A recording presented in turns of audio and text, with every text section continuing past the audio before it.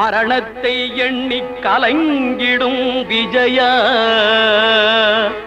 மரணத்தின் தன்மை சொல்வேன்.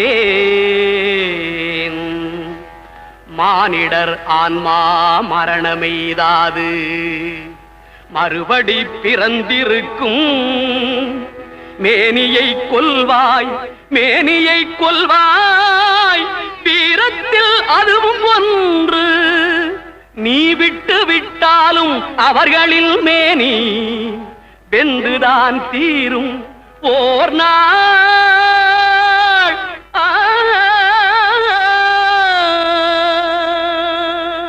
என்னை அறிந்தாய் எல்லா உயிரும் எனதென்றும் அறிந்து கொண்டாய்.